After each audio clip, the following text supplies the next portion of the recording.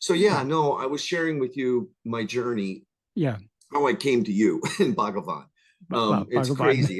It's a crazy path. I don't know how it works, this universe, but you know, a year ago when Rayanne passed at 22 in November in 21, just before the holidays, I was in shock. You know, it was a total my world, the me world, the ego world had built this world, what I thought was reality, and all of a sudden it's gone.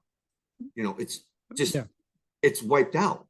I mean, it was a glass shell that was just broken, and I was a broken hearted man. You know, I lost my love, my soulmate, my see how I'm using my and I'm it's so hard, right? So I went in this little journey. It took me 60 days or so, and I started reading universe star books, and then I was clicking through YouTube, and I got a hold of the Vedanta Society in New York. You know, Swami. Right, yes. I can never say his name. Sarvapriyananda. Yes. So I got hooked on him. I really enjoyed him. He's a good lecturer. He's a good articulate, and it was new for me. Hindu philosophy, Vedanta, non-dualism. I didn't even understand. I didn't even know what non-dualism was. I mean, we're talking a very, very blinded guy here, right? Right. And all of a sudden, I'm attracted to the Vedanta path, non-dualism, and the waking state, the dream state, the deep state. I started learning Satchitananda. I started picking up more Sanskrit words through Swami because I was listening to him every night. I had a little journal. And then one night, I don't know when it was maybe 6 months ago, you popped up on my little video thing. And I go, who's this crazy guy with the beard? I'm going to click him. And I don't know what happened. You caught me with the word ego. And you were the first, teacher that really drilled on the ego. All the other teachers were talking about the four paths: bhakti, karma, yoga, you know, dhyana, the path of knowledge, and this, and it's all intellectual, it's all good. But you hit that ego, and then there was a verse you read, and I don't remember, and how you annihilate ego rises, and this whole nature of ego is to fake me out, you know, to create this false awareness, right? And it's constantly there, deceiving me. And then the path to annihilate that is self-inquiry. Who am I? Nan-yard, right? Where you taught me, right? Anyways, so that woke me up. Thank you. Well, it's not me. I'm innocent. It's Bhagavan. I don't know how this happened. You got to remember, this is a Westerner from the West Coast, Seattle. I mean, I knew nothing, and all of a sudden I'm looking at your mountain, Arananachala, I can never say it. Yes. In the background there, and here I am. I'm just really deep, and I just want to say thank you so much for everything. Well, all thanks are due to Bhagavan only, because it is Bhagavan Bhagavan is the master doctor. If you go to a second or third rate doctor, they'll treat your symptoms. And they may alleviate your symptoms to some extent, but Bhagavan isn't interested in the symptoms. He's interested, what is the root cause of all the problem? And he correctly diagnosed the root cause is ego. Annihilate ego and all problems are solved. And not only did he identify the cause of the disease, he also understood the nature of that cause. And by explaining to us the nature of the cause, he also explained the means to get rid of it. Well, because without understanding its nature, we won't know how to get rid of it. And yeah, the nature of ego. And I know that I've studied this a lot. I loved your video that you just uploaded 4 days ago. I think it was in the UK. I emailed it to you. Yeah. The one that you talked, it was verse 19. Yes. Oh my God, that is a power packed session, or that verse. Yes. That verse is power packed, because I don't want to, I can't even begin to summarize because I have to listen to it like 50 times. But what you just said, the nature, how I visualize ego, how he rises up, And then he's kind of like a fan. He gets a piece of the real awareness. He grabs my shit. He grabs the chit. And then, as you said, he associates that real self, but then he goes out and he grasps this body, this mind. Yeah. And then he creates this, I'm trying to word it so I can understand it. So his whole purpose, this ego, is rises, rises, stands, and I forgot the three things you said. And then he grabs his name and form, and this creates this false body, mind identification. This whole, and my 5 sensor organs, everything I look out and see, the ego's constantly grabbing and holding on, and then the thoughts, feelings, emotions that are going on in my mind, he's grabbing and he builds stories. Right? This is correct, right? That's that's how he operates. This is his operation. That's his modem. Yeah. So now I know it intellectually in the mind, the buddhi, the intellect. I get it. I think I got it. Problem is, okay, I'm in it, and all of a sudden a memory will come from my son, or a problem will come up from my business, or whatever, you know, the many things that we all suffer from.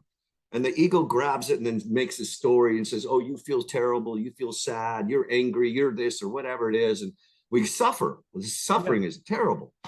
So then you teach me, okay, Bhagavan says, when these thoughts arise, to whom do they arise? You know, ask or inquiry, to whom do they serve? Me. Then you go, who am I? And then you keep saying, that's not enough just to ask questions. You always say this. You go, it's an investigation.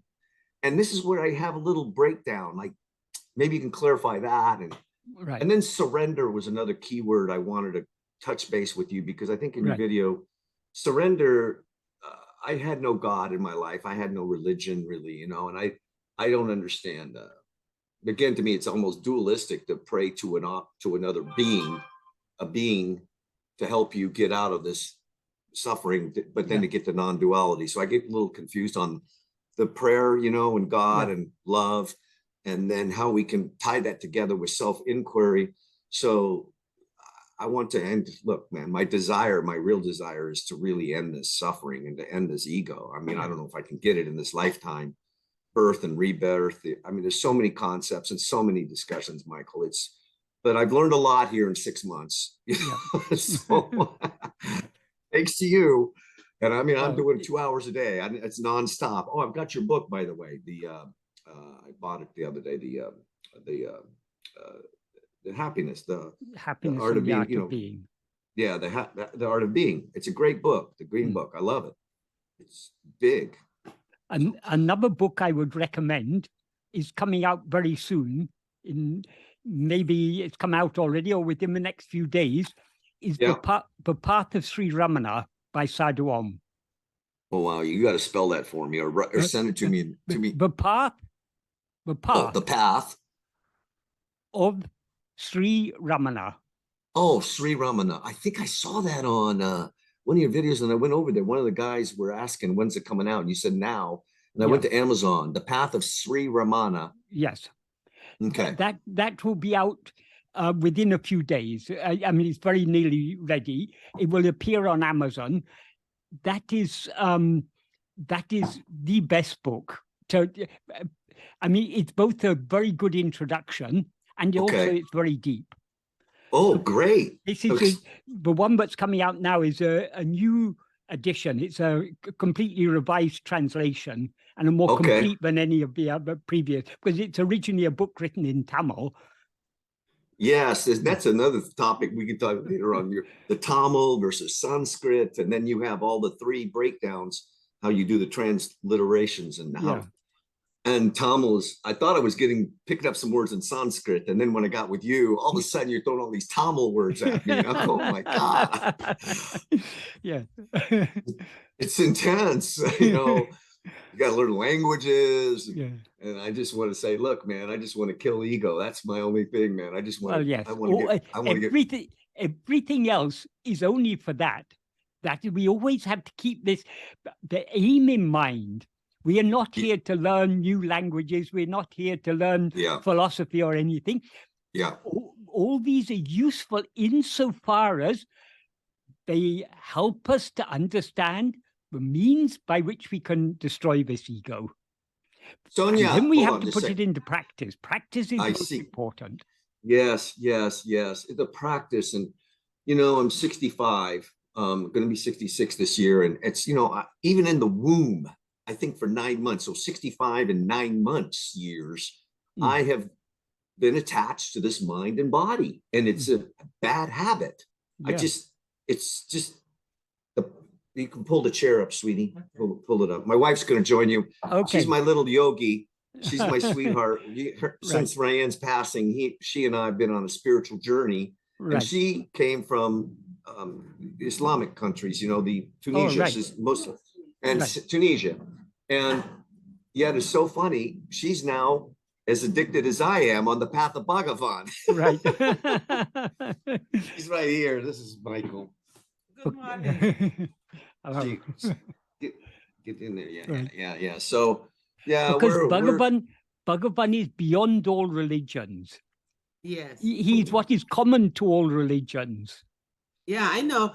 Then when so before I go say something, I wanna say something what Billy he just said. Yes. So Billy he just said, since I was in the wound, and so what he just said, he now conformed for himself how hard is that, and it's something bigger than him that he cannot pass, he cannot defeat. So I think sometimes I tell him, don't talk like that, because those statements, they're gonna chain you down. That statement is gonna chain you down big time. So try to hear what you're saying. Yeah. She's right. My word choice. Yeah. Listen, you know, there's a lot of negativity in word choice. You talk about the tongue, right? Yeah. So yeah, that was the statement. I mean, you don't have to, if these thoughts on that statement come in your mind, you ask yourself, how true is it? You know, is it really true? Or let's say it's a true 100%.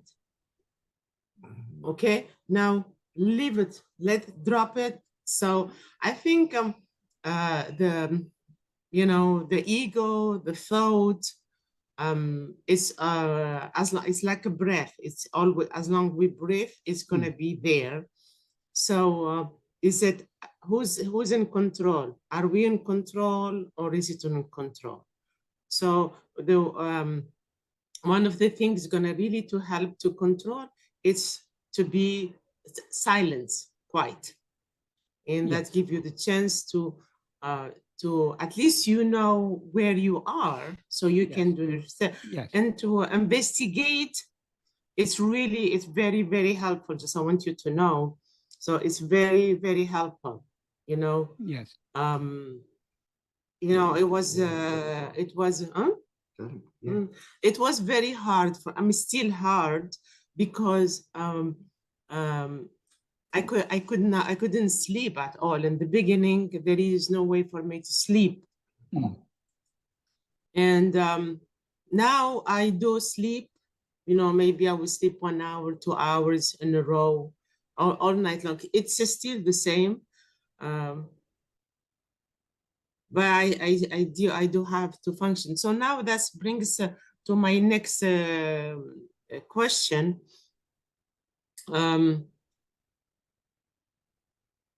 I don't know, they're all related. So my question is this, who decides who stays and who goes? Bhagavan or God, whatever you want to say. Bhagavan, it's Bhagavan and God are one and the same. That is, whatever we experience in this life, how long we are to live, what type of path we have through this life, when our life is going to end, all these type of things, these are all the result of our past karmas. But it's not just a random selection of fruits of the past karmas. In every life, we are doing so many actions by mind, speech, and body driven by our vasanas, by our inclinations, our likes, dislikes, desires, attachments, and so on. These actions that we don't do under the sway of these vasanas are what are called, if you don't mind me using a few technical terms, because it just makes it a little easier. Yeah, no problem. That is called agamya. That is the actual Mm. actions we do. Mhm. The fruit of the agamya, that every action has a fruit. That fruit is not determined by us, it's determined by God. God knows what is the appropriate fruit for each action. For bad actions, they're bad fruit. Yeah. Good actions, good fruit. But he knows what is appropriate. But both fruit, as soon as we've done the action, the fruit is out of our hand. We have no control over the fruit. It's like if you shoot an arrow, before you shoot the arrow, you can try and aim it as carefully as you can. Once you've shot the arrow, it's out of your control. So once we've done the action, the fruit is out of our control. It's entirely in God's hands. The fruit of the actions we do is stored. And that store of the fruit of past actions that we haven't yet experienced, that store is called sanchita, which is simply a Sanskrit word that means a heap or pile. In other words, it's a store. From that store, God selects which fruit will be most conducive to our spiritual development. Those fruit he selects for each life, what we are to undergo, what we are to experience in each life, that is the fruit of our past actions as selected for us by God. And so the destiny or the fate, it is tailor-made to suit our present state of spiritual development. So in everyone's life, there's a mixture of pleasure and pain. No one has an entirely pleasant life. No one has an entirely painful life. To a greater or lesser extent, we're all experiencing pleasure and pain. Every experience that is given to us for a purpose. We cannot understand how this particular thing is going to help me spiritually, but it's all God or Bhagavan is all-knowing. He knows what will be the most conducive experiences to lead us further along the path. And regarding the length of our life, for us, because we take this body to be ourself, and because we take the bodies of our loved ones to be our loved ones, for us, this life, this bodily life, is very precious. But for God, this is a very trivial thing. It is, as in the Bhagavad Gita, Krishna says, when a shirt becomes worn out, you take off the old shirt and you put on a new shirt. Yeah. Just like that. When the body is with us, as long as it's meant to be with us, when its time comes, we discard that and we get a new shirt, a new body. So listen. We all go through suffering in this life. We all experience bereavement. We lose our loved ones. Sometimes they may live to a good old age. Sometimes they may die young. And it's painful losing anyone you love. I mean, most painful of all, losing a child. That is unimaginable. But it's not only our children. When we lose our friends, when we lose our parents, when we all undergo varying degrees of pain when we lose our loved ones. We haven't actually, they are not actually lost because it's they continue their journey. And who knows, they may be come in our life in a different form. I mean, we can't say, but each of us have a journey to follow. So when one life comes to an end, and another thing like that, saying of Rumi, which you put on your son's. That's a very beautiful. This life is just a dream. Yeah, it is so a dream. Long as we're dreaming, the dream always seems real. So long as we're dreaming. Mm-hmm. Yeah, I agree. Everything you said. You know, it's amazing when English is the third language I learn in school. Right. So basically, I learn For my generation, French is first language, and then Arabic, and then English. Well, since I was a very young age, I don't remember. I think I was in elementary school, first grade, maybe. I remember asking a lot of questions, you know, even the religion as Islam, they teach me, I didn't just take it like that. Also, I did work with the airline for 12 years, and I have been in Sri Lanka, Bombay, Karachi, New Delhi, Bangladesh, I mean, you name it. And I've been in those temples. I've been exposed to that as a very, very young age, but the mentality and for my way of thinking is different. And as I read the Bible, I read the Quran, there is a lot of version in the Quran. They explain it to me. The way they explain it to me did not make sense to me. And then when I hear Bhagavan, that is the right explanation, exactly the right explanation. Yes. I am not here to change people or something, but and that's emphasized my belief, you know, so I grew up, you know, growing up with these three languages. I lived in Paris, and also the dreams. I believed a lot in dreams. I went to places and I remember the last one, they told me all the same. It was in Sri Lanka, in Colombo. They told me, this is my first time on earth, my existence on earth. And you know, I'm gonna get married, I'm gonna have kids, and one of the member of my family, they're gonna be from my family from somewhere, the space, I forgot what they told me. I was not married yet, and I got married old, 31 years old for my genes, which is really old. So that idea completely won. So going back to that, so I want you to have just an idea to give you a little bit of my thinking. But my thinking is changing. Nothing is absolute.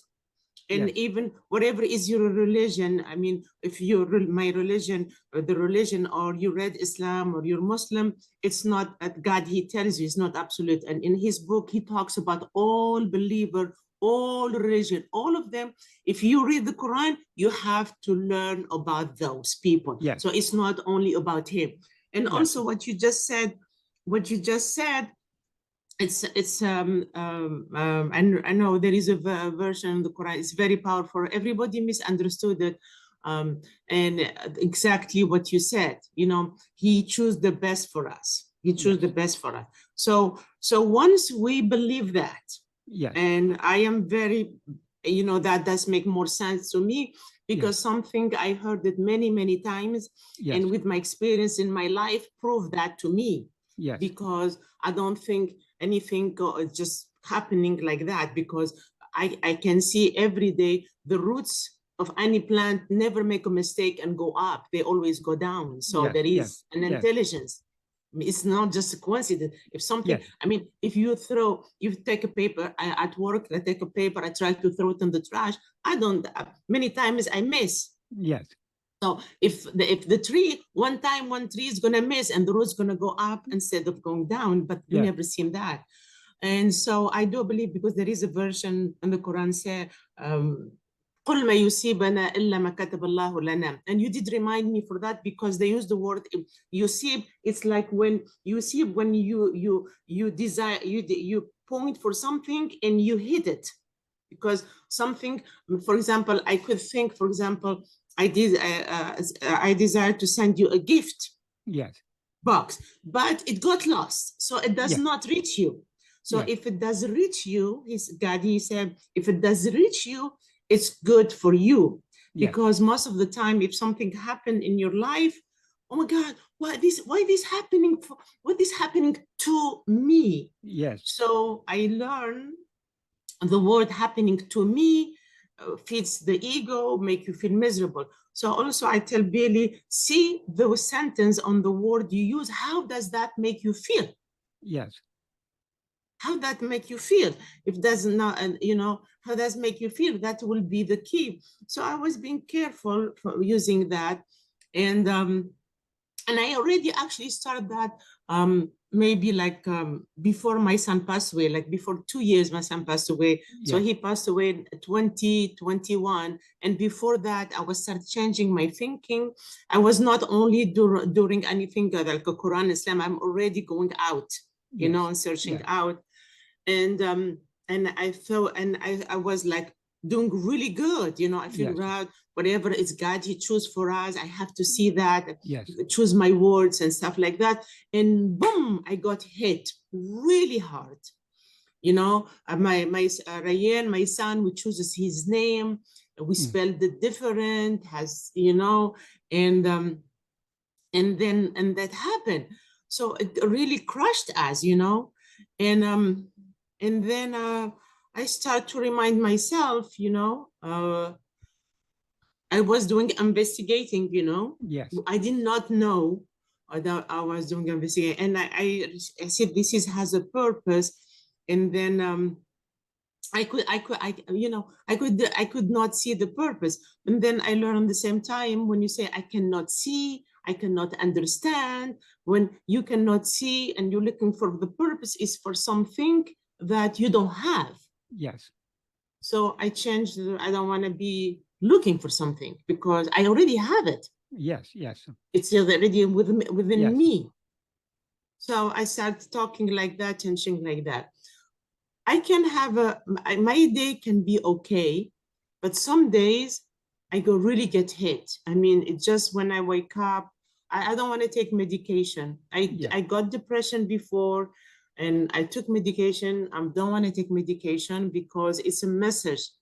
So God, he's sending us a message every day. You know, I tell myself, did I check the text messages from God today? Am I aware about the messages he's sending me today? Yes. But so some days really hits me, and it's been hitting me a lot. I actually wake up very sad, and so I just allow those feelings to exist because I have this body to experience this feeling. Yes. If I don't have, but I want to know, maybe you can help us. Probably it could be the way of us thinking or talking or doing to continue, you know, we want to continue on this path, you know. So we need your help. You help us to continue on this path to achieve the peace. Yes. And I always remind myself, you know, this is happening for me. And I mean, I tell Billy, imagine if nothing happened. We're going to be, our son get married or he doesn't get married, we get old and we die. We just lost a life. Yes. Yes. You know, so this is changing our path. So maybe you can help us to see and achieve and or practice some kind of more kind of peace. Yes. Yes. Okay.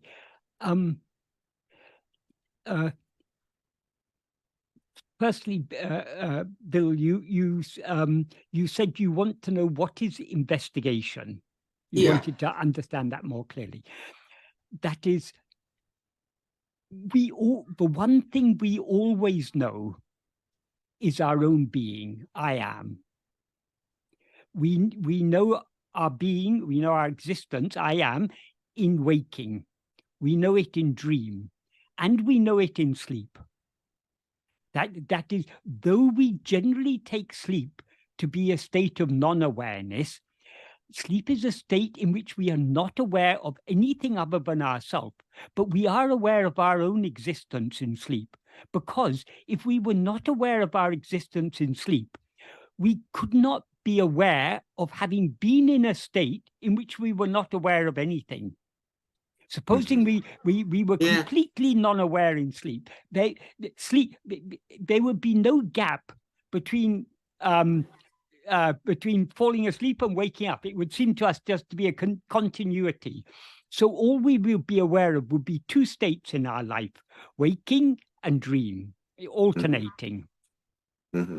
it's some people say, oh, but you when you wake up, you see the clock and you see 8 hours have passed. It's not because of that. Even if we had no clock, we are still aware that for some time every day, we're in a state in which we are not aware of anything. That is our experience. In order to experience, we must exist there, we must be aware there.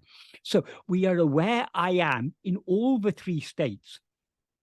Yeah. The difference between sleep and waking and dream is in sleep, we are aware only I am. We're not aware of anything else whatsoever. In waking and dream, we are aware I am, but we are not just aware I am. First and foremost, we're aware that after I am, the next thing we're aware of is I am this. I am this person. I am Bill. I am Michael. I am whoever. Well, this identification is there. Because we're aware of ourselves as this person, we are not aware of ourselves as we actually are. Because this person we take ourselves to be, this body and mind and everything, if this were actually ourselves, we couldn't be aware of ourselves without being aware of these. But in sleep, we're aware of ourselves without being aware of body or mind or anything. So this is a false identification. And only when we experience ourselves as I am this body, are we consequently aware of other things. When we are not aware of ourselves as I am this body, we're aware of nothing other than our own being. Deep sleep, yeah. Whenever we're aware of ourselves as I am this body, we're aware of other things. That's true, yeah. Yes. So the two defining characteristics of ego are, firstly, as ego, we are always aware of ourselves as I am this body. And secondly, we are consequently aware of other things. These are the two defining characteristics of ego. So in sleep, where ego subsides, we cease to be aware of ourselves as I am this body, and consequently, we cease to be aware of anything else. Yeah, yeah. So what Bhagavan says is, there are three very crucial verses in Uḷḷadu Nāṛpadu. If we understand these three verses, these are the very heart of Bhagavan's teaching. This is the key to understanding Bhagavan's teachings. That's verses 24, 25, and 26. 23 is a little bit on the same theme, but that's not the essential. These are the three essential verses. What he says in verse 24 is, this insentient body does not say I. What he means by say I, that's a metaphorical way of saying it's not aware of itself as I. Why is it not aware of itself as I? Because it's insentient. It has no awareness of its own. And when he talks about body here, what he means by the body is not just the physical form. He means all the five sheaths. Because in an earlier verse, in verse 5, he says, Uru panchakosa uru. The body is a form of five sheaths. Therefore, all five are included in the term body. So when he's in this verse 24, when he talks about the body being jada, being insentient, non-aware, he's referring to all the five sheaths. Why are they not aware? Because they're all objects. This body is an object known by us. Though we take it to be ourselves, it is actually an object known by us. The life, the breathing, and all the physiological processes going on in the body, these are objects known by us. The mind, that in this context, mind means the grosser functions of the mind, the perceiving, remembering, thinking, feeling, emotion, all of these. This is what all the grosser functions of the mind. These are all objects known by us. Yeah. The intellect, the function of the intellect is distinguishing, judging, reasoning, and so on. All these functions are known by us, so they're objective. Yeah. And then the subtlest of all the five sheaths is the will. The will consists of the vasanas. The vasanas are the inclinations. They are the seeds that give rise to everything else. They give rise to likes, dislikes, desires, and so on, and to thoughts and the whole world. It's all just an expansion of the vasanas. Those vasanas, we know vipasanas. We're aware of the inclination. We're aware, and that is every movement of our mind is driven by an inclination, by a vasana. So we're very clearly, all of these are objects. So as objects, they are not aware. So Bhagavan, as Bhagavan says in the first sentence of verse 24, this insentient body does not say I. That body there means all these five. And then in the next sentence, he says, Sat-chit Uļḷadu. Sat-chit does not rise.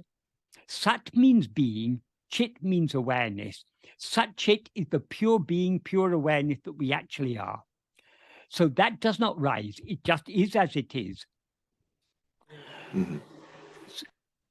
In between, one thing, I, rises at the extent of a body. Because it rises, it's not Sat-chit, because Sat-chit doesn't rise. Yeah. Because it's I, that it's aware of itself as I, so it's not this body, because the body isn't aware of itself as I. So it borrows its existence and awareness, or borrows I from Sat-chit. And it borrows the form from a body. That's why Bhagavan says it rises as the extent of a body. That is, when we rise as ego, we thereby limit ourselves. We are the one infinite whole, but by rising as ego, we limit ourselves. I am this, I am not that. That is, everything confined within the limits of this body is I. Everything outside is something other than I. This one thing I that rises, what he says about it in the fourth sentence is, fourth sentence, he says, this is Uļḷadu Nāṛpadu. Uļļadu Nāṛpadu means chit is awareness, the pure, referring to the pure awareness, the Sat-chit. Jada means what is not aware. That's referring to the body. And Granti means not. So it is the not formed by the entanglement of awareness and non-awareness. In other words, the awareness and the body. The awareness is I am. The body, the Jada portion is the body. So that this conflated awareness, I am this body, this is Uļļadu Nāṛpadu. And being or not, it's a bondage. We're entangled. We're caught up in it. That chit is not entangled. It's only in the view of ego that chit seems to be entangled. But this I that rises, this is that entanglement, that knot. Yeah. Uļļadu Nāṛpadu, bandham, it's bondage. Because as soon as we limit ourselves to the body, we are bound. The body is not binding us. We are holding on to the body and thereby binding ourselves. Jiva means the soul, the individual. Bill, I see you're writing all these things. I can also give you the link. I think you may have seen the verses already, but they're all there on my website. So, I will. I'll go back. Right, It's hard. I've always, the happiness blog is what he's talking about. He's got this great library of unbelievable depth.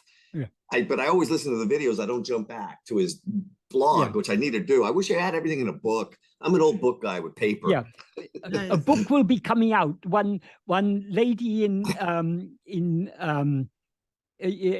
Dutch lady has compiled from the videos and from the blog. She's compiled a commentary on Uļļadu Nāṛpadu. That is with my translation and my explanation. She's compiled a book.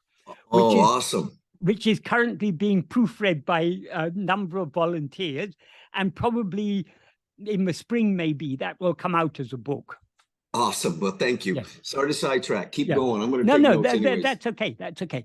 So it is Uļļadu Nāṛpadu. It's the knot that binds consciousness and what is not conscious. It is a bondage, bandham. It is jiva, the soul. Nupame means subtle body. I won't explain here why Bhagavan says that is subtle body, but there's a particular reason for it. Subtle body, ahande means ego. So this I but rises, this is ego. And then he says, Ichsamsaram. That means this samsara. Generally, people think samsara means the ocean of birth and death. The constant samsara means well moving. It's constantly in movement.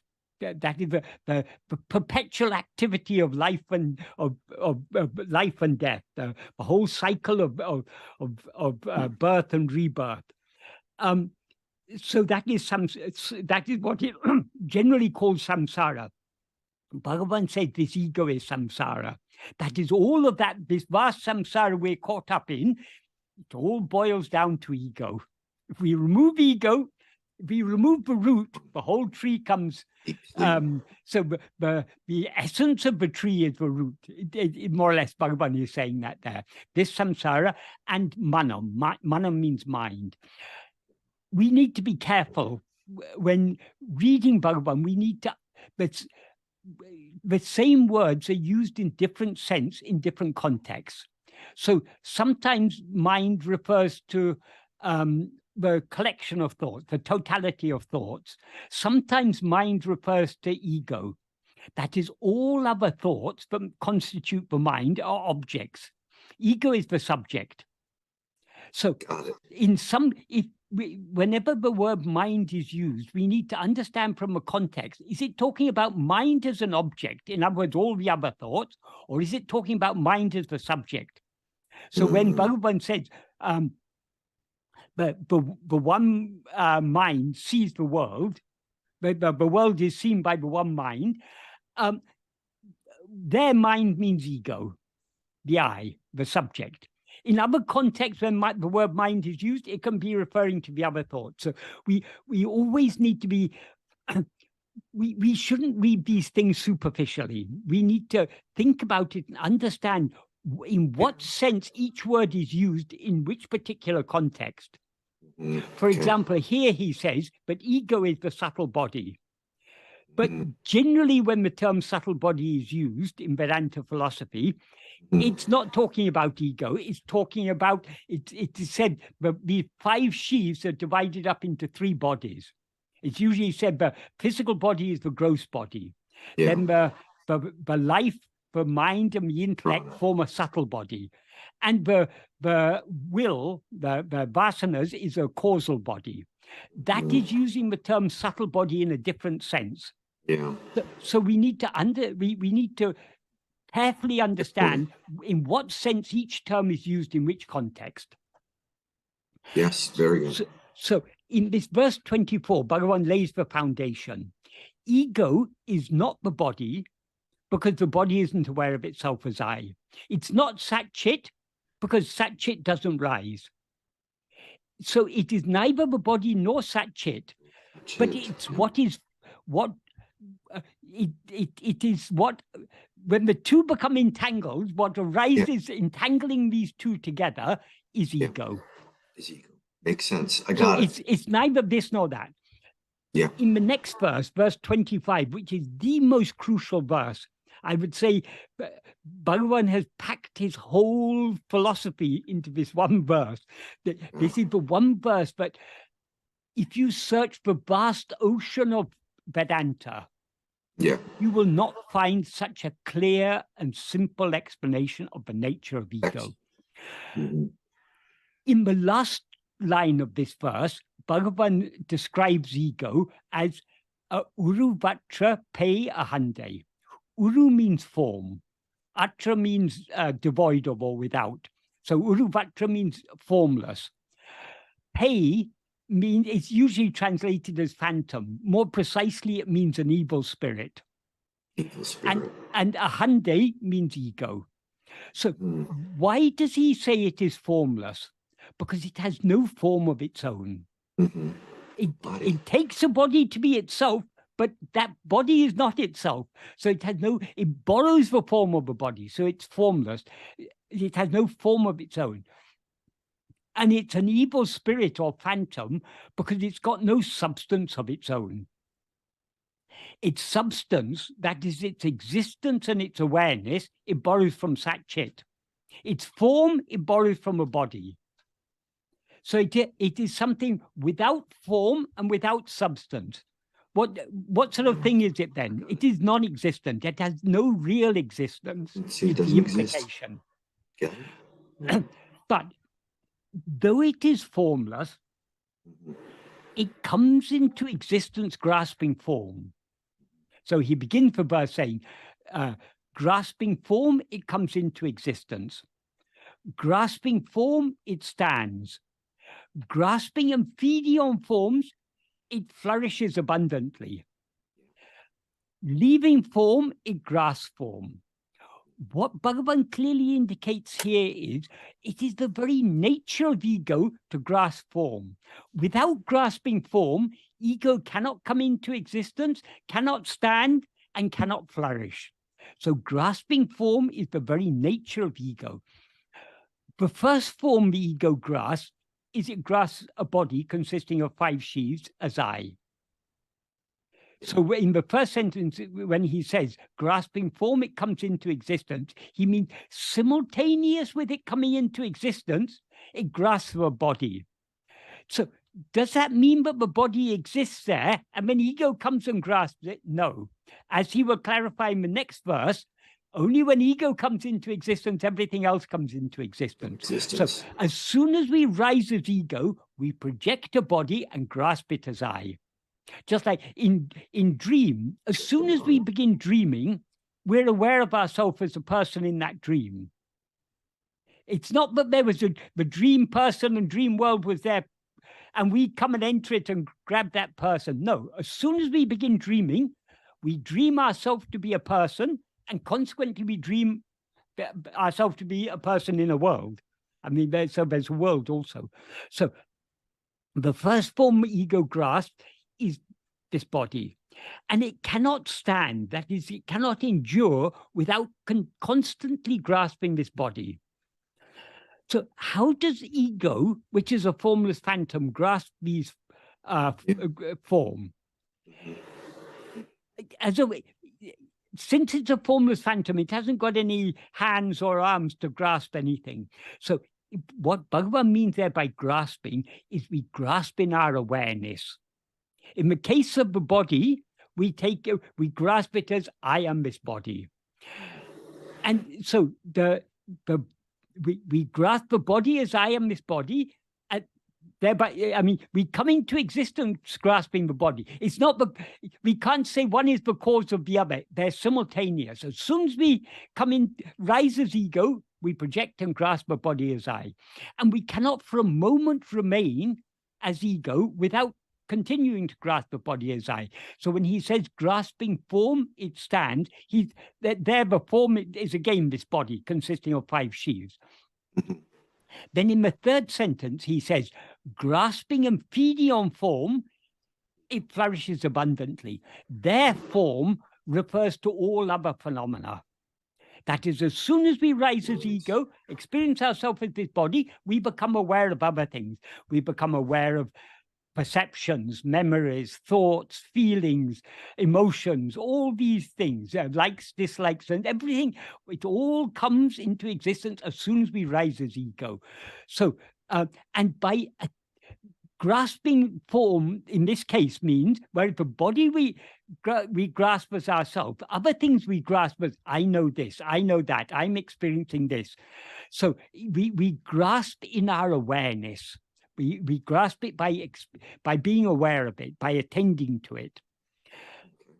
And then in the next sentence, he says, leaving form, it grasps form. That is, ego cannot stand for a moment without constantly grasping form. Always doing it. And since ego is a formless phantom, whatever forms it grasps are things other than itself. So what he means here by form is that is a word that covers all objects, all phenomena of all kinds. So yes. The first object is this body, which we take to be I. We take an object to be the subject. And then all the other objects, we're constantly feeding on these. That is, when he says grasping and feeding on form, what he implies is the ego derives its nourishment from knowing things other than itself, from constantly being aware of things other than itself. But then after saying leaving formic grass form, then he comes to the most important sentence of all. He says, Tedinal autem pidicum. A simple translation of that is, if sought, it takes flight. If sought, it takes flight. Yeah, but it's actually a bit more subtle the way it's expressed in Tamil, because if in English, if we say if sought, it's passive voice, whereas Tedinal in Tamil is not passive voice. It is what is called middle voice. I don't know how much. Are you familiar with grammatical terms? Okay. No.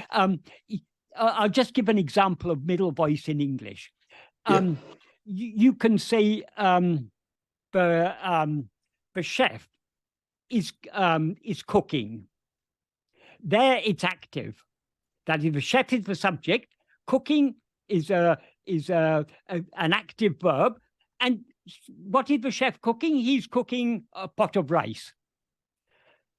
So the chef is cooking rice. That's active voice. You can also say the rice is being cooked by being cooked. You don't have to say who is cooking it. That's passive voice. So the rice is being cooked is passive voice. You can say who is cooking it. The rice is being cooked by the chef. So that is passive voice. The subject is optional in passive voice. You can say something is happening. You can also say by whom it is happening. But then there's the middle voice. You can also say the rice is cooking. When you say the rice is cooking, you can't then ask, oh, what is rice cooking? Is it cooking? Is it cooking this or that? No, the rice is cooking. That is middle voice. It's active in form, but passive in sense. So it's neither active nor passive. So in Tamil, this middle voice is used a lot. And it's very easy to use it. In English, we can do that only with a few verbs. We can do it with cooking, but we can't do it with other verbs. Well, very few verbs we can do it. But in Tamil, you can do it with almost any verb. Interesting. So why that's particularly useful in Bhagavan's teachings, because many things when we translate Bhagavan, for example, when Bhagavan was telling about his death experience, he told about that in a completely impersonal way. But when it's recorded in English books, it is said, I did this, I did that, as if, because that's the only way we can express it in English. But in Tamil, it's possible to say things in a completely impersonal way, which is very good for Bhagavan, because he is totally impersonal. So when he says, if sought, that is middle voice. So when we say if sought, there's neither a subject there nor an object. We have to work out what are the subject and object. In this case, so who is to do the seeking? It is ego that is to do the seeking. And what is it to seek? It is to seek itself. So if sought there means if ego seeks itself. In other words, if ego tries to see what it actually is, it's not that ego has lost itself. When he says if ego seeks itself, what he means is if it seeks its real identity, if it seeks to know who am I, that is, we always know our existence. The mistake we make is we have a wrong identification. I am is the truth. We definitely exist. I am Bill is open to question. Correct. So when we are investigating ourselves, we are trying to find out, we know that I am, but we don't know what I am, because we now take ourselves to be something other than what we actually are. So when we are investigating ourselves, we are trying to find out what am I or who am I? That is, we're trying to find out our real identity. Yeah, that's the and Bhagavan investigation. gives the answer to that in very, very simple words, but it's lost in most English books. Bhagavan's answer to the question, who am I, is I am I. I am I, yeah. That is, I am nothing other than myself. We make the mistake of taking ourselves to be, I am this body, I am this mind.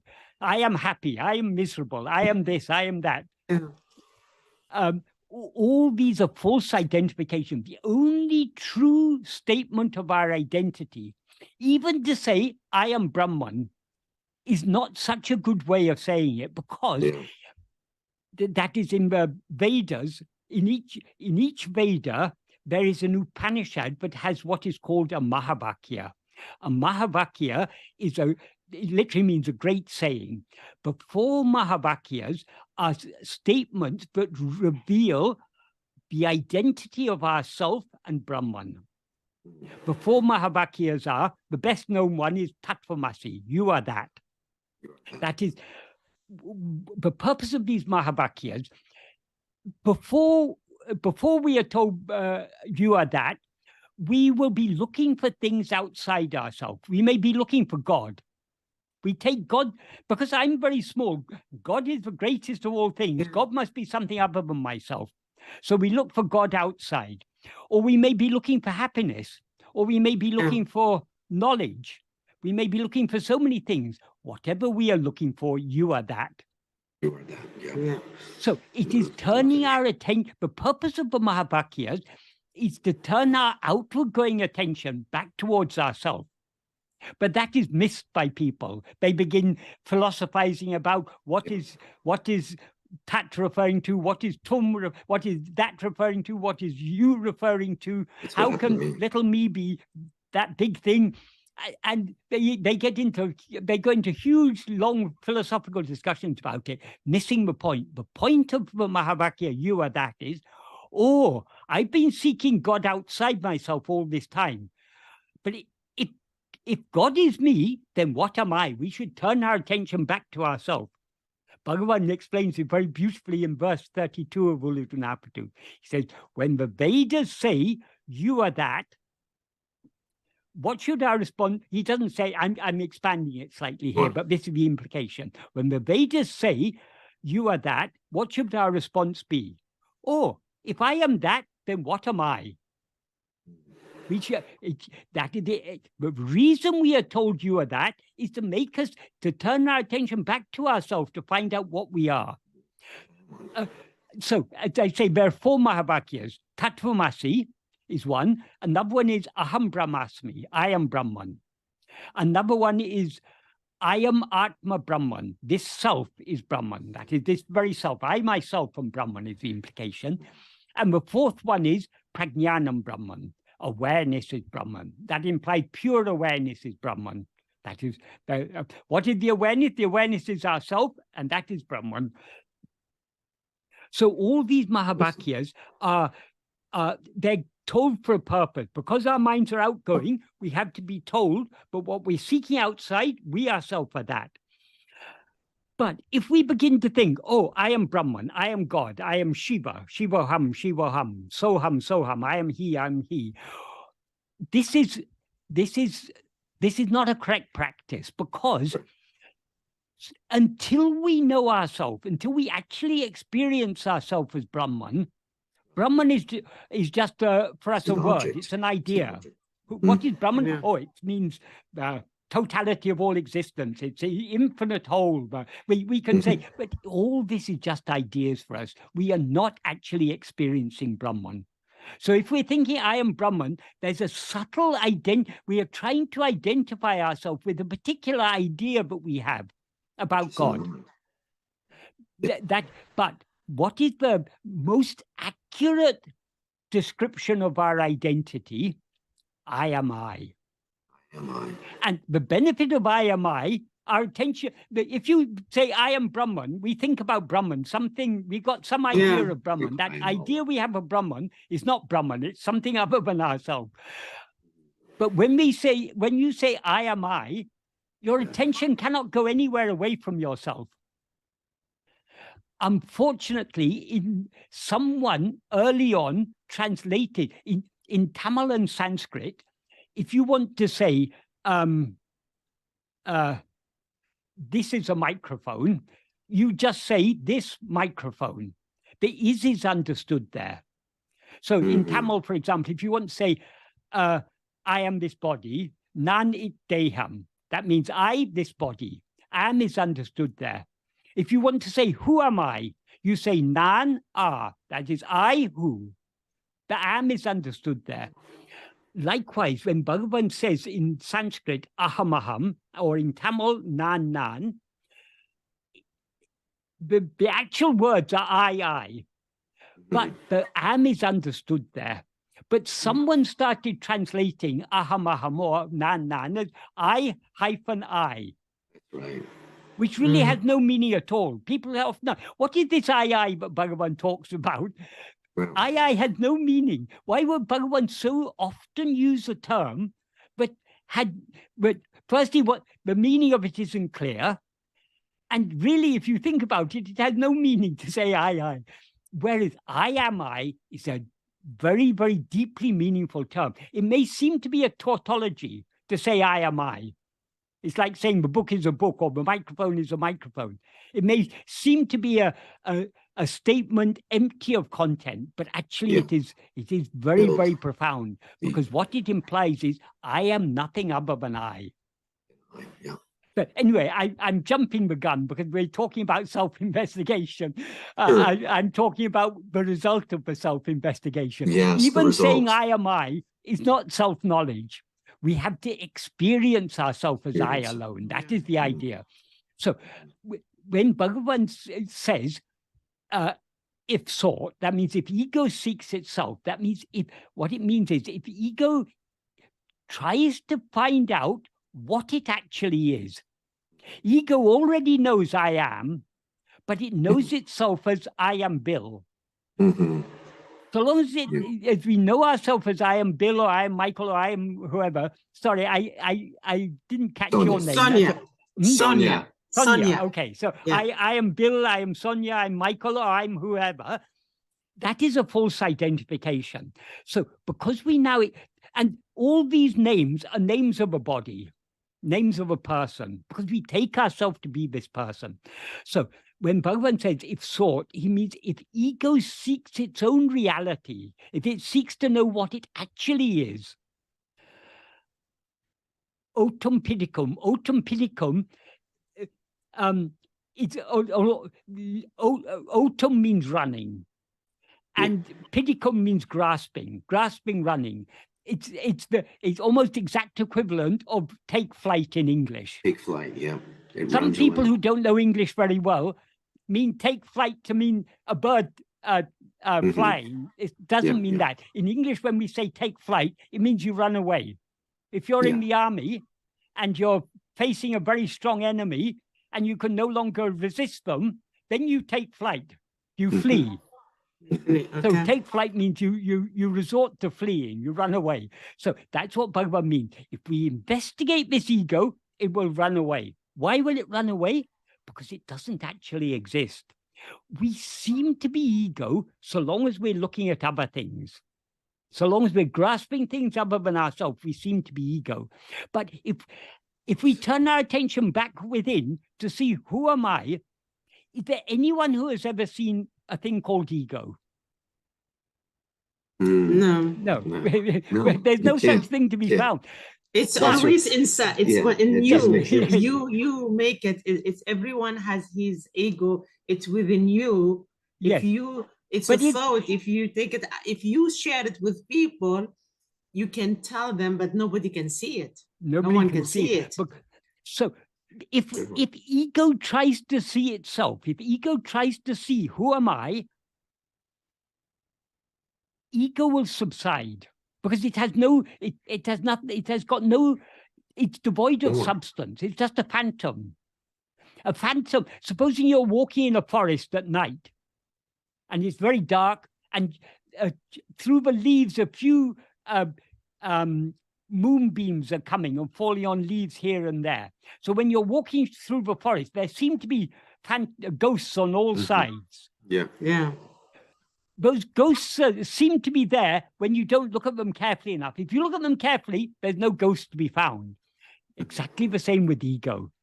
Ego, we seem to be ego only so long as we're looking away from ourselves. If we look back, there's no ego to be found. So what Bhagavan means thereby is the nature of ego is to rise, stand, and flourish by attending to things other than itself. But if it attends to itself, it will subside and dissolve back into its source. So in this verse, Bhagavan has given us the essence of, I mean, this is the ultimate truth, the secret of creation, sustenance, and destruction. How all this world is created? By rising of ego. How all this world is sustained? By the standing of ego. How this world can be brought to an end? And looking within, annihilates. putting an end to ego. Annihilate When you ego. put an end to ego, everything is put an end to. Falls away.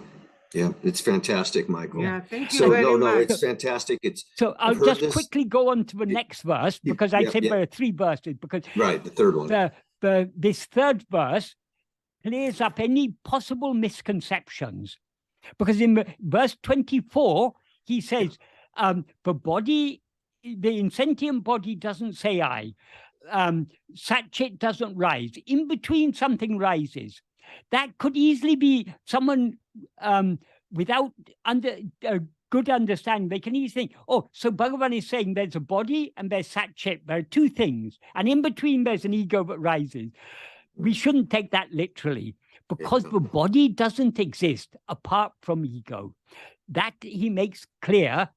And also in this verse 25, he says grasping form. That we could say, oh, so there's already a body there and we come and grasp it. No, it's not like that. This is how most people, when people hear about rebirth, they think that the soul goes from one body to another body. It leaves this body and it goes off and floats around for some time, and then it enters into another body, as if the body is there independent of ego. Bhagavan says, no, it's all just a dream. As soon as you begin dreaming, you've got a body there. So the whole of our life is just one dream, as Rumi says. Yeah.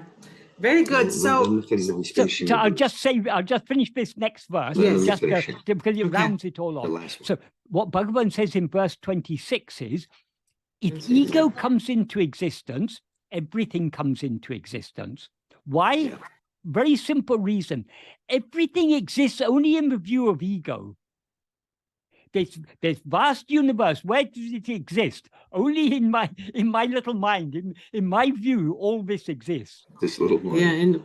Yeah, So if ego comes into existence, everything comes into existence. If ego doesn't exist, everything doesn't exist. Ego itself is everything. When you're dreaming, the dreaming mind, what is the dreaming mind seeing? It's seeing itself as the dream person and dream world. Yeah. So the dream is nothing but the mind. Likewise, all this is nothing but ego. That is, ego is seeing itself as all of this. So ego is the substance of all of this. Yes, which is a phantom. Because everything seems to exist only in the view of ego, all things, this entire universe, derives its semi-existence from the semi-existence of ourself as ego. Yes, I agree. And I agree. Where does ego derive its semi-existence from? From Satchit. Satchit. Mm-hmm. Yes. Which is the one real thing, but never rises or subsides. Mm-hmm. So he says, if ego comes into existence, everything comes into existence. If ego doesn't exist, everything doesn't exist. Ego itself is everything. Therefore, investigating what it is giving up everything. That's a very, very important sentence, because it sounds very easy when Bhagavan says it in verse 25. It's thought it takes flight. But when we try to put it into practice, we find it very difficult. Bhagavan has assured us it's actually very easy. And logically, yes, of course, attending to ourselves is very easy. But one thing we all know more clearly than anything else is I am. So attending to I am should be very easy. Why does it seem to us to be difficult? Because if we really attend to I am, that is giving up everything. Because if ego attends to itself, to its own being, it thereby subsides and disappears, and everything disappears with it. So until we are willing to surrender ourselves, and surrendering ourselves entails surrendering everything else, we will not be willing to turn within. Yep. Yep. It's crucial. Yeah. So Finish. we now come to your second question, is what is Yeah. surrender? Hold- Yeah. Wait, no, let me- Bhagavan has answered what is surrender in verse 25. Mhm. The very nature of ego is to rise, stand, and flourish by attending to other things, but to subside by attending to itself. So how can we give up this ego? We cannot give up this ego by attending to anything other than ourselves, because if we attend to anything other than ourselves, we are feeding and nourishing ego. Yeah. So the only way in which ego can surrender itself, Bhagavan called it self-surrender. Atma samapanam. Atma there doesn't mean our real self, it means ego. So we have to surrender. Ego has to surrender itself, and it can surrender itself only by attending to itself.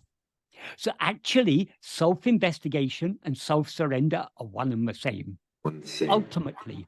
However, why did Bhagavan often say there are two ways, vichara or surrender? There's a reason for that is, we cannot investigate ourselves without thereby surrendering ourselves. But the path of surrender can and usually does begin before vichara, because the path of surrender usually begins on bhakti marga. We take God to be something other than ourselves. We have love for God. But at first, what do we find the obstacle is between us and God? Our will. Our will is the first problem we identify. It's our will that is separating us from God. God knows what is best for us. Why do we have likes and dislikes?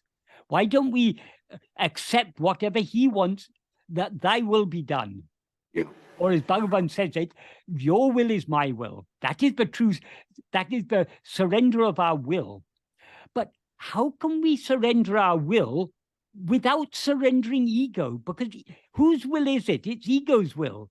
And Ego's so will. long as there is ego, ego cannot exist without likes, dislikes, and so on.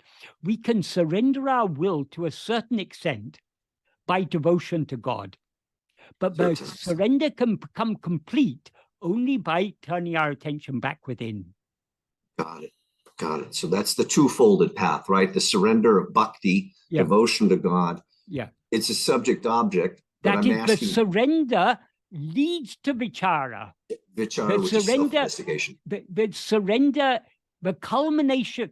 I often say that is the pinnacle of all spiritual paths is the path of love, the path of devotion. What is the greatest love? If you love someone, you're not out to get something from that person. If you truly love someone, what can you do for that person? That is, if you truly love someone, that should be your concern. What can I do for them? Not what can they do for me. So long as it's what can they do for me, your love is for yourself, not for the other person. So the greatest love is to give, and the greatest gift is to give oneself. If you truly love someone, you try to give yourself entirely to that person. So, the greatest love of God is to give ourselves to God. So the pinnacle of the path of devotion is surrender. And how can we surrender ourselves? Without investigating ourselves. So the pinnacle of the path of surrender is Atma-vichara. So people think this path of Atma-vichara, this is the path of knowledge, the jnana marga. That's true. But it is, more importantly, it is the path of devotion. It is the pinnacle of the path of devotion. Without love, we will never, that is, love is absolutely essential in this path, because why should I surrender myself? Unless we are driven by love, we will never surrender ourselves. Yeah. That is why Bhagavan often said, bhakti is the mother of jnana. Bhakti, devotion. That is, love is absolutely essential on this path. We cannot even begin to turn our attention within without love. And the extent to which we turn our attention within is the measure of our love. So very good. So that So that gives me now, if I keep that on my mind and I practice it personally to myself. So it's like I already start. I tell my husband sometimes when I'm hurt and we are hurting, and I say, as long I phrase it, I am the mother of Ryan, I actually broke down in tears because that's how I am. So, so I stop not using that because I am not here to feel that and suffer that pain or anything take me to the past. I go to the past with the memory. I say, no, I am not going to do that. So that is very true what you said. So that I am the mother of that. No. And so I will be, I have been careful not using that, okay? Yes. And I do practice like, oh, here I am, you know, I don't know, I am Bill's wife, and then I am the mother of Sabrine, and then I am the mother of Layla, and then I am the area supervisor at work, and then I am the neighbor, and I say, which one am I really? Yes. So, and I am the sister of Nabil, and I am the sister of Naufal, and I am the sister of Khalid, and I am the sister of Rida, and I am the daughter of Neji. And I tell myself, well, guess what? I am none of those. Yes. I am, so to help myself to investigate, and that did helps me a lot. Yes.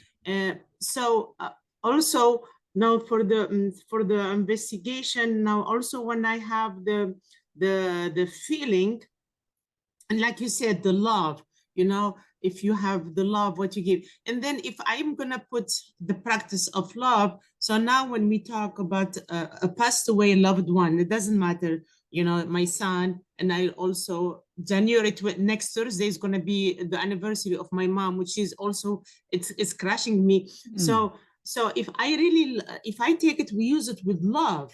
Yes. So God loves us, so he put death on earth not to make us suffer. Yes. So we have to see the other, so death on earth is not for us to suffer, it's love. And then also, if I love my mom and I love my son, or anyone talk about the loved one, we are selfish. We are not giving them anything. I have to think like he is a better place. She is in a better place. Yes. And I have an answer for that. You can correct me if I'm wrong. So I try to think for them, not me. Yes. I miss them. I can see them. I cannot get what I want for them. I cannot. I want to talk to them. So I try to get, once I'm aware about that, and investigate and get aware. So I was thinking because, you know, I heard it many times different, like I told you, you know, the Arabic and French and English, sometimes I can remember which language I learned, I try to think. So if I say they are in a better place, they are in a better place because they don't have the body to take care of. That's what Bhagavan often used to say. He used to say the dead are fortunate. They're free of this troublesome body. I must have heard it there then, yeah. When we weep, we are when we mourn those who have passed away, we are weeping for ourselves. Yes, if we exactly. really were concerned for them, we should be happy for them. It's a good point. It's a good point. So I'm going to continue. Thank you for the good explanation. Now, you know, we needed that little reminder to make it certain there. So I do have the next question. Now we talk about soul and spirit. Is there a difference between the soul and the spirit, or are they one? Well, it's like all words, we need to understand the sense in which they're used from the context. So in some contexts, when people talk about soul and spirit, they're talking about the same thing. But we can, if we think about it a little more deeply, we can say ego is the soul. Our real nature is the spirit. What we actually are is spirit. But when we rise as ego and take ourselves to be, I am this person, that I that takes itself to be, I am this person, that is ego. That is soul. Okay, so now what we say now with the body, we have the body, and how the phantom comes in. So that means because of the eye, once the eye comes in, the phantom comes in. That means the other living things like the animals and the tree, they don't have the eye. They don't say I. So they don't have the ego. No, it's not so. That is, there are two ways of viewing this. From a deeper perspective, there is only one ego. Who is that one ego? The one who is seeing all this. Yeah. Okay. But so long as we are looking outwards, because we the one ego take ourselves to be, I am this body. So because because the ego takes itself to be a person, it takes every other person to be an ego. So we see, in our view, every other person seems to be an ego. And we say of some people, he's got a big ego. That is, someone's very domineering and very proud and everything. We say they have a big ego. The same ego that we see in other people, we also see in animals. If you observe animals carefully, they also have likes and dislikes. They have jealousies. Yeah. They fight among themselves. So the animals are no different to us, except the only difference is a different body. And because of a different body, they will see the world in a slightly different way to us. For example, a dog has a far more refined sense of smell than we have. Yeah. But its eyesight won't be as sharp as ours.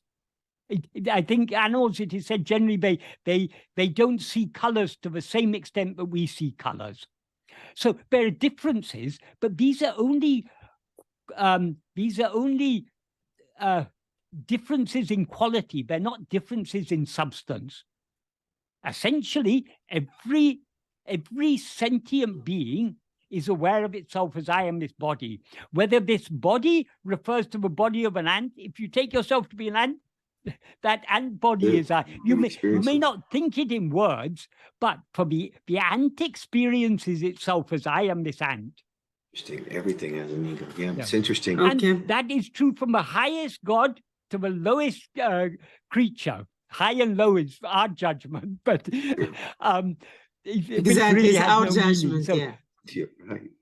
So very good. So that all of that, after I hear of that, that takes me to the one thing I was always thinking, that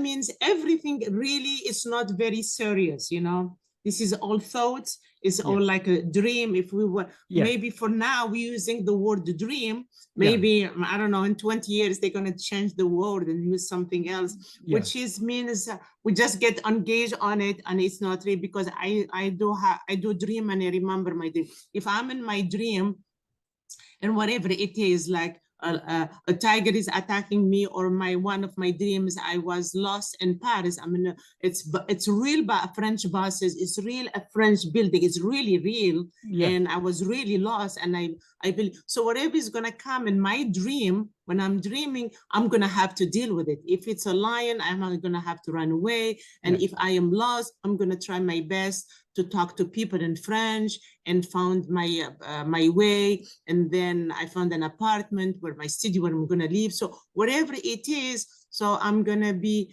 reacting to that.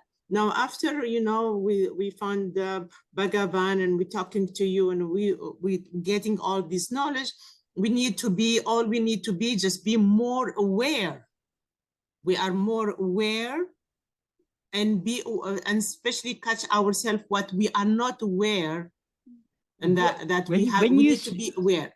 When you say we must be more aware of what?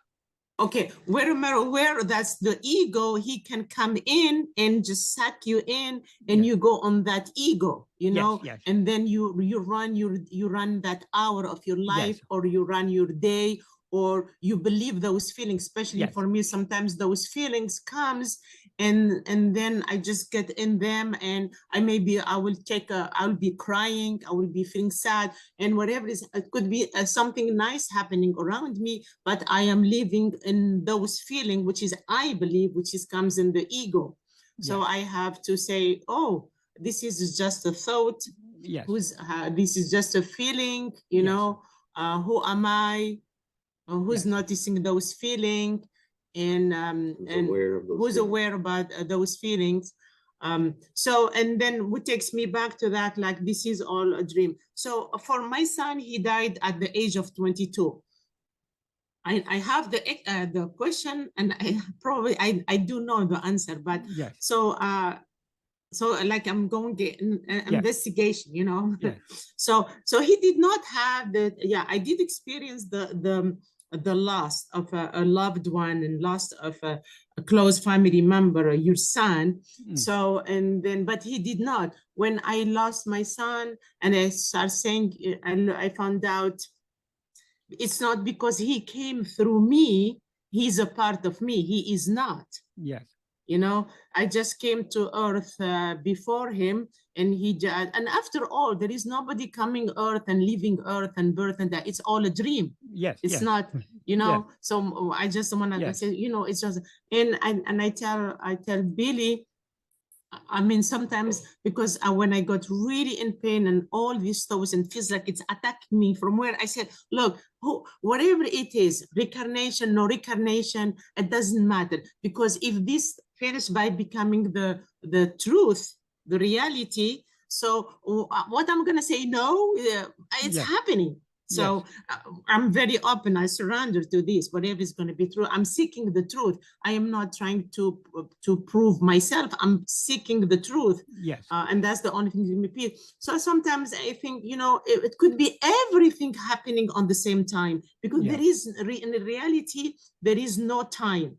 Yes. The time, the time, the money, the marriage, all this is, we made it. We made it. Did not exist.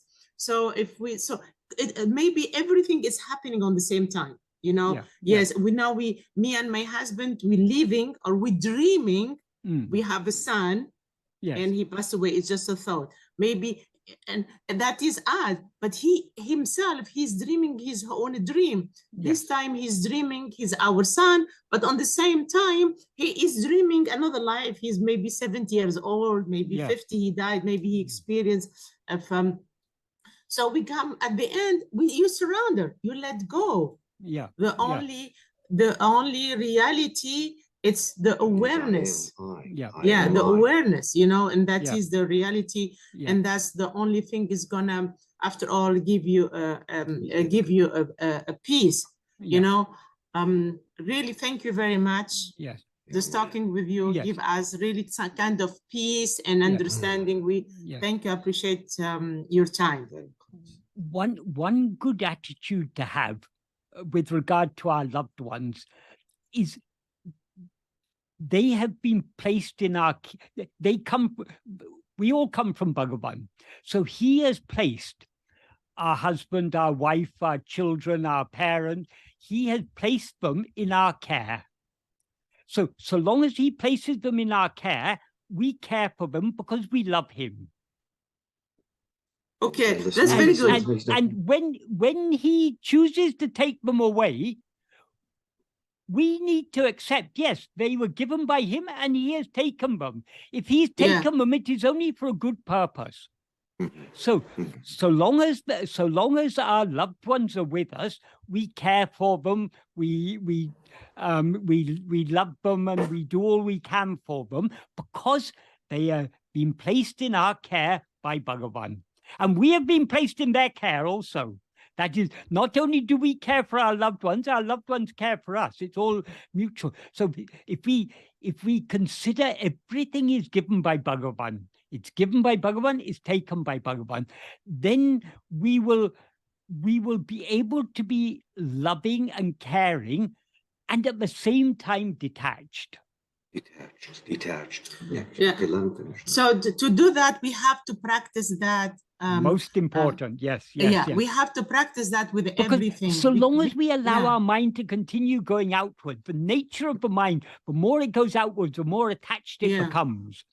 So Yeah. in order to detach ourselves, we cannot detach ourselves from our loved ones so long as we're attached to ourselves. So long as I am Michael, Yeah. I have a Yeah. wife, I have a daughter, Yeah. I, That's why have, work on I did yourself have first. parents, and all these Yeah. things. All these are there.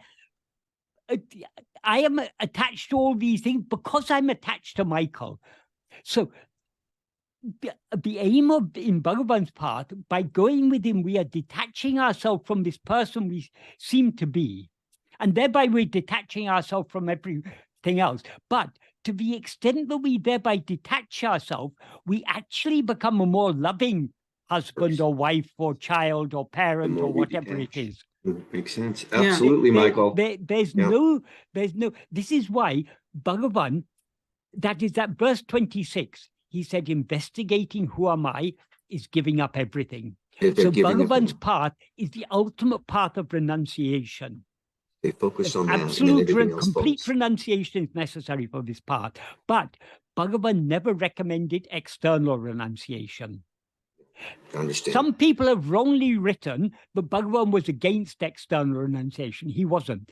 Bhagavan said, just like marriage comes according to destiny, for some people, that outward renunciation, sannyasa, becoming a monk or a nun or whatever, sannyasi is what they call in Hinduism.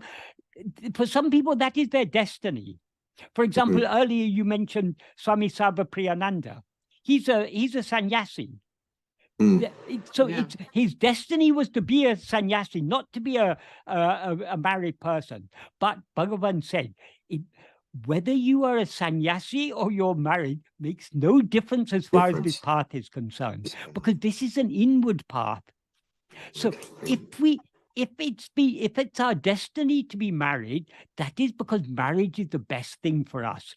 If it's our destiny to be a sannyasi, to be a renunciate, outward renunciate, that is the best thing for us. But just because a person is outwardly a renunciate doesn't mean there's inward renunciation. Correct. So it's the inward renunciation matters. That's why Bhagavan, the word in Sanskrit for a married person is a grihastha. Grihastha literally means a house owner or a householder. So Bhagavan used to say, a grihastha who doesn't think I am a grihastha is a better sannyasi than a sannyasi who thinks I am a sannyasi. Gotcha. So it's the inward renunciation that is important. Stay focused on it. If we are following Bhagavan's path and therefore following this path of inward renunciation, we will be a better husband, a better wife, a better mother, a better father, a better child to our parents. Or if we're a sannyasi, we'll be a better sannyasi to the extent to which we're. So whatever be our role. Or if we are an area supervisor in our work, we'll be a better area supervisor because we are, to the extent to which we detach ourselves from this, then whatever actions are done by this mind, speech, and body are actions he's making them do, so it'll be perfect. Surrender is Bhagavan's path, is the path of surrender. The more we surrender ourselves, the more smoothly everything will go. So good, so good. So we have to practice that now. We have to practice. Surrender. Yeah, well, listen, you've been with us now an hour and 40 minutes almost. Thank you very much. It's a huge time slot because I see your other videos. They're like 1 hour 10, 1:08, 1:12, 1:30. Every now and then I see a 2 hour, but thank you so much. Can I just end with one small story about Bhagavan? Because this illustrates Bhagavan's universality, Bhagavan's in Christian terms, his Catholicism. That is, Catholic means to be, Catholic is supposed to include all. So Bhagavan is the perfect Catholic because he embraces all. I mean, for Bhagavan, he doesn't see differences between one religion and another because he sees the heart of everything. There was once a conference of Islamic scholars, and the conference was held in Tiruvannamalai. So for several days they had their conference, and they were all learned Islamic scholars. So they would have been talking about whatever they were talking about, the Quran or whatever it was. At the end of the conference, a group of them came to Bhagavan, and one of them asked Bhagavan, Bhagavan, what is the goal of all religions? Bhagavan replied, salam. Salam, peace. Peace. It's true. And then that person asked, and what is the means to reach that goal? And Bhagavan replied, Islam. Surrender. Yeah. Surrender. It's Surrender. surrender. Oh, Yeah. So salam and surrender. Yeah. Bhagavan say summarized that. his own teachings Yes. in two simple words, Two but words, they could two relate words. to. That's a So great story. for Bhagavan, this difference of religion it doesn't matter. Yeah. Because but what gives is me the a tear. heart of everything? I mean, Bhagavan is the Yeah. heart of Bhagavan is the God of every religion. He's the truth of Yeah. every religion. That is very good, Salam because and Islam. everything he's saying, I know it, Yeah, I heard it, Yeah, but yeah, I like the way it's helping me, the way how he explained it, and Yes. vision. It's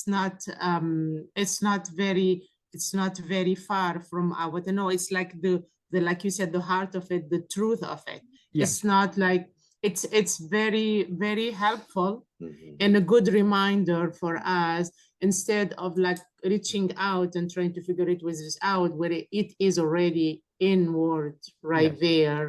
Yeah. And like people get hit different way. You lose a loved one, you lose whatever, and then you get lost and you don't know what is the religion, what I'm doing here.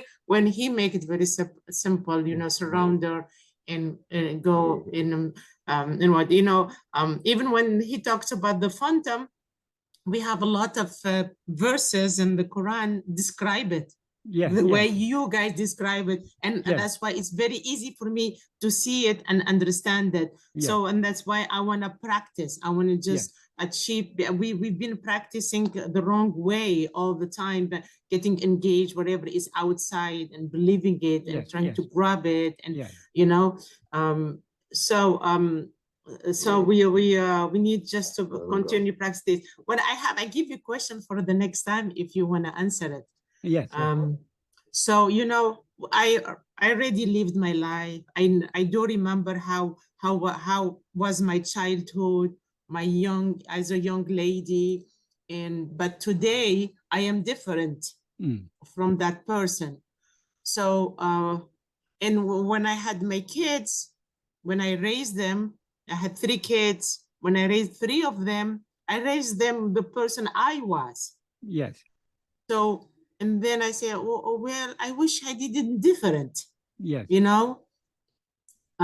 So the person I am I really going to what my parents did to me and raised me and affected me in the way I did to my kids? How is that related with our existence?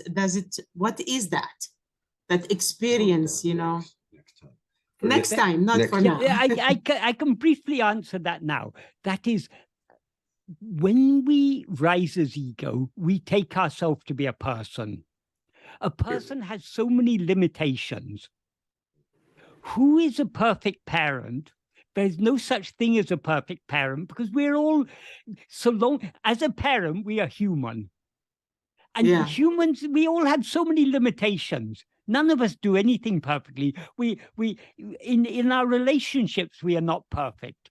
We try to be, we try our best. For example, about being a parent, it is said the one thing, but none of us get, when we become a parent, none of us get a manual how to be a parent. There may be some books nowadays that say how to be a parent, but they are not the real thing. We learn how to be a parent by being a parent. We muddle through somehow. We do our best. The thing is, we love our children and we try what is best for them. How it turns out is in God's hands. That's what I was saying earlier. When we do an action, We can do this action or that action, but the result of those actions is entirely in God's hands. So how our children turn out is not in our hands. We truly, as a parent, you naturally love your children. Maybe there are some parents who are so selfish they are not so loving to their children, but as a general rule, we all love our children. It's natural for us to love our children. So what we do for our children is what we consider best for them. I mean, we can all, it's very easy to say, oh, I have this problem because my parents did like this, because my parents did like that.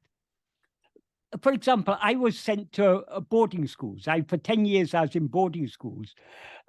Which is just, it's the custom among families of a certain class in this country to send their sons and daughters to boarding school. And it's believed that that's good. Is it a good thing to be sent to boarding school? It was, how can we say that my parents sent me to boarding school with good intention? I wasn't particularly happy at boarding school, but I also see an advantage in it because I was sent away to boarding school at the age of 8.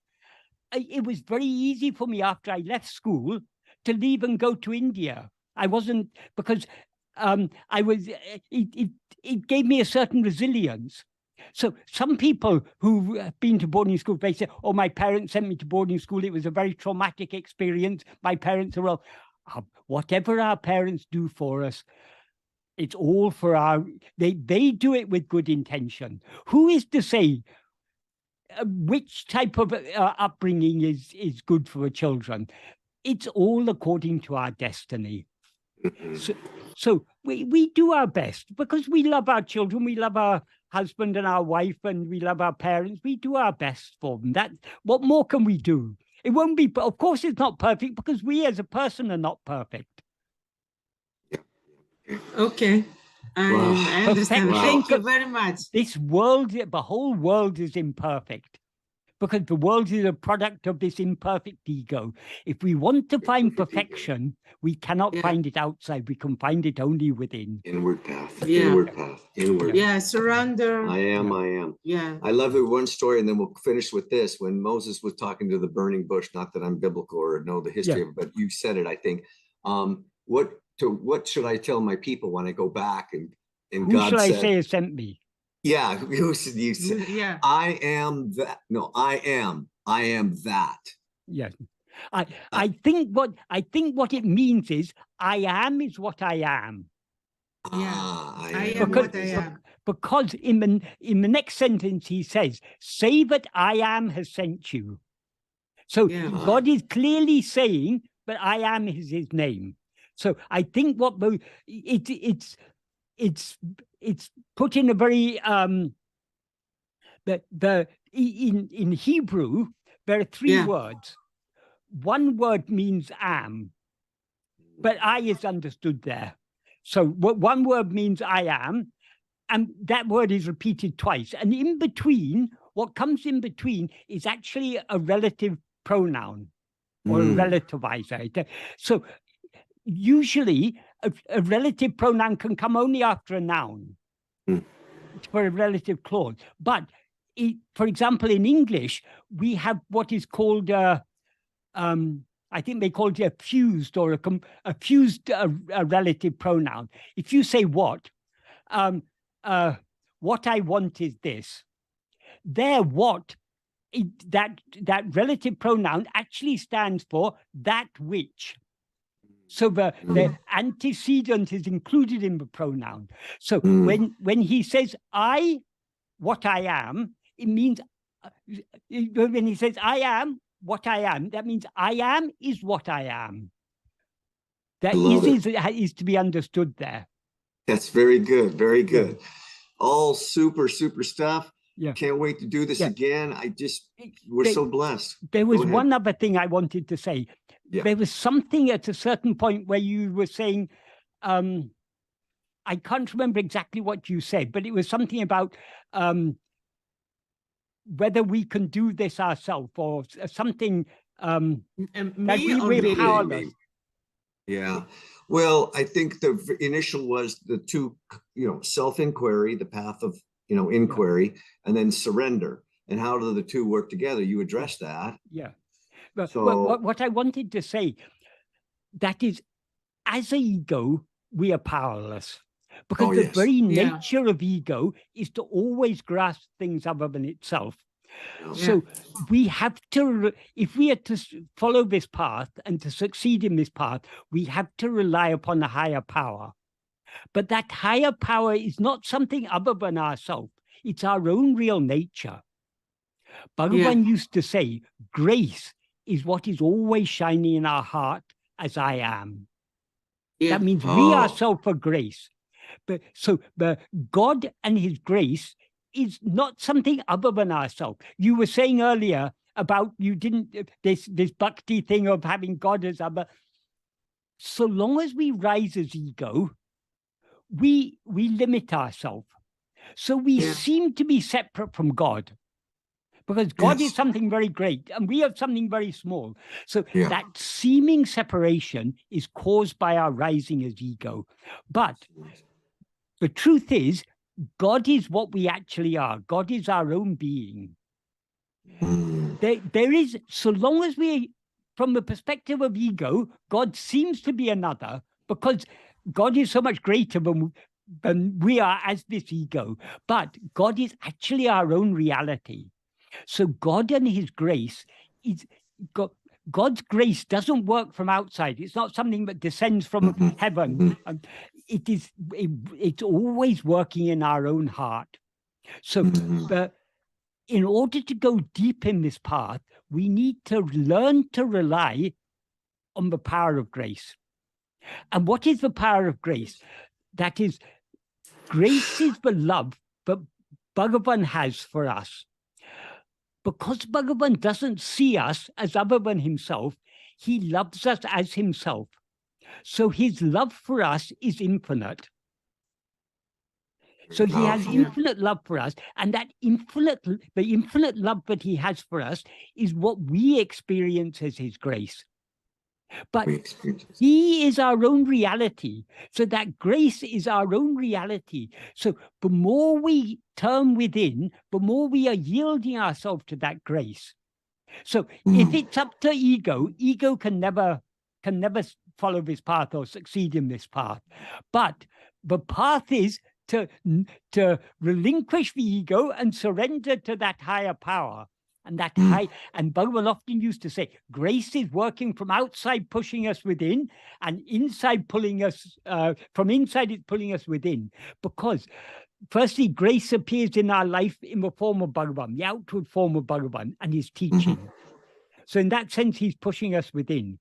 Not only in the form of his teachings is he pushing us within, through every experience of our life, he's pushing us within. You had a terrible bereavement just over a year ago. See the transformation that's made in your life.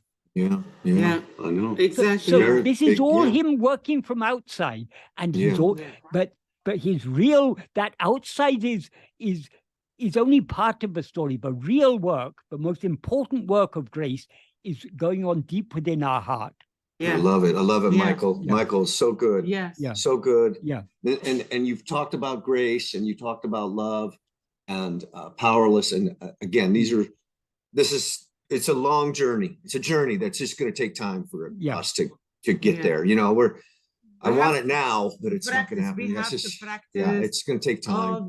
As much as you remember, as much I touch myself, I just gonna surrender. That ego, within. he's a bastard. Yes. He's sneaky. But He's sneaky. He's there, man. He's never stops. Yeah. Yeah. So I got to take my daughter downtown. So Right. I just love you so much, Michael. It's a blessing you came in my life. And you love our Bhagavan. our lives. Yeah, And thank you very much. It is Very Bhagavan we helpful. all love. That Yeah, is what, yeah. what draws us all together, because we're all his children. Yeah. No, Absolutely. truth. And keep producing your wonderful work. You're doing invaluable service. That's all. I mean, That's also Bhagavan's doing. I know. You always say that. You're just But so I mean, who am humble. I to do all this? Who am I know. to I do hear all you. this? I am just the most ordinary person. Somehow Bhagavan has given me this love for him. This is his supreme grace, because I'm in no way fit for this. I love it. Yeah, you're it. helping a lot of people. That is for sure. Bhagavan is helping. He may be using this body and mind as an instrument. I don't know, but it's his doing. We're spreading the love of Bhagavan with our peers and our groups, and we're it's new for a lot of us here in the West, and so it's an exciting path for me. It's changed my life. Oh yes, it's changed my life. I have hope. I have hope, and I have a sense of peace every now and then. I get a little sense of peace. For me, I wanted to practice, but I didn't. I mean, I read the Quran, and then I was wondering what do I do? How I do it? I tell them, give me the ingredients. He does help me with the ingredients. And it's very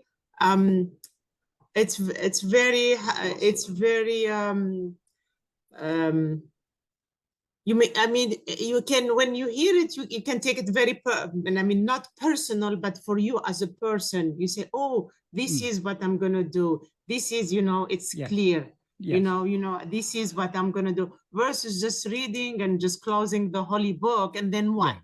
Yes. So your explanations like, oh yeah, I can read that. And I know I'm going to do this. I'm going to do this practice. And so it puts you on the path. I never believed I'm gonna be right here, thinking like here.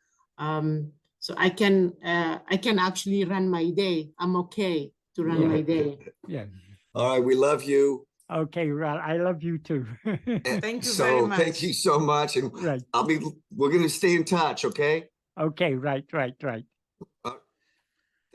All right, thank you very much. Okay, and by the way, later you. we can talk about it, but if you can pass that video and record it later on, I would love to see it. Thank you very much. So you're happy for me to put this all up on the... Oh yeah, you can put it up on there. Yeah, for sure. Yeah, no problem. Yeah. As long, I'm sure there is people, they're feeling the same way, the same situation, have the same question. There will always be people who relate to our particular stories.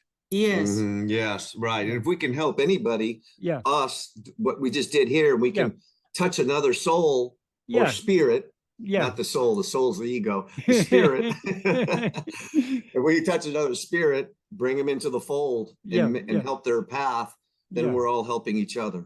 Yeah, exactly. Okay.